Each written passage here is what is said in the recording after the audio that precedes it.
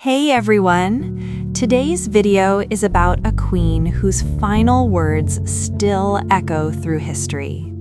This is the heartbreaking story of Anne Boleyn's last moments before her execution. Anne Boleyn, the most controversial queen in English history, accused of adultery, treason, and even plotting the king's death.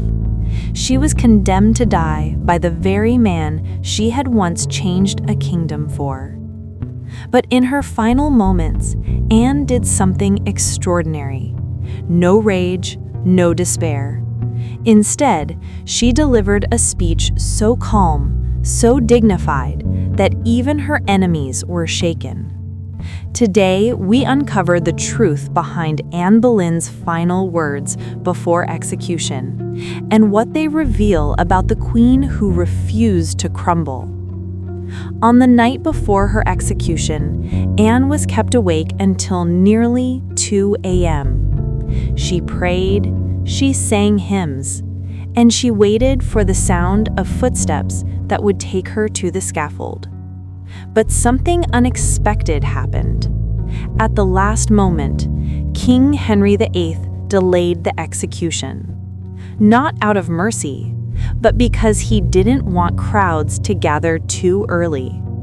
Anne knew the delay meant only one thing. Her husband wanted her death to be quiet, efficient, and forgotten. Yet she did not break. She stood in her chamber, hands clasped, saying softly, "I shall go to death with a willing heart." On May 19, 1536, Anne stepped out into the cool morning air. She wore a gray gown lined with fur and a crimson inner dress, the color of martyrdom. Witnesses say she walked with a marvelous dignity, more like a bride than a prisoner. 2 women supported her. She carried a prayer book, and ahead of her stood the small wooden scaffold built especially for her, by order of the king. Why small? So fewer people could watch. Henry wanted her death witnessed, but not remembered. And then Anne Boleyn delivered the words that would echo through history. She did not accuse the king. She did not claim innocence. She did not protest. Instead, she chose a path of grace. Anne Boleyn's final words: "Good Christian people, I am come hither to die according to law. I do not accuse any man, nor do I say anything of what I am accused. I pray God bless the king, for he has always been good to me. And to Jesus Christ I commend my soul. Lord, have mercy on me." Why would she praise the king who destroyed her? Historians give 3 reasons. 1, to protect her daughter Elizabeth. Any bitterness could endanger the child she loved. 2, to guard her family. If Anne spoke against Henry, her father and brother could face punishment. 3, because she wanted to die with dignity. Her final moment was her last chance to shape how she would be remembered. But at the end of her speech, Anne's voice cracked. She whispered a final prayer. "To Christ I commend my soul." The executioner, a swordsman from Calais, knelt before her. He had been brought secretly to ensure a swift, clean strike, Henry's final mercy. Anne removed her headdress, tucking her hair under a cap. She knelt upright, without block or cushion, a posture unique to sword executions.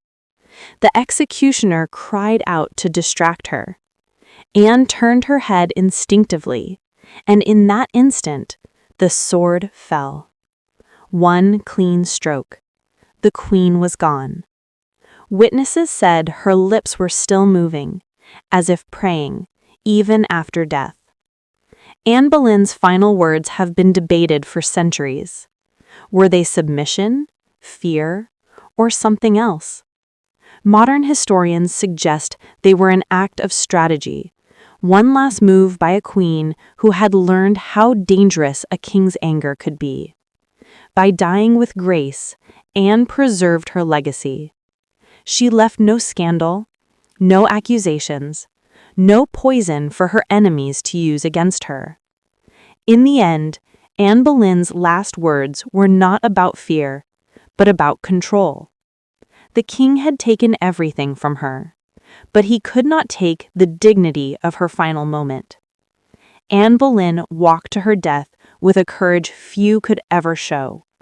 Her final words survive not because she praised a king, but because she reminded the world that history is shaped not only by how we live, but how we face the end. If you want more deep dives into the Tudor world, don't forget to like, subscribe, and join me for the next chapter in history.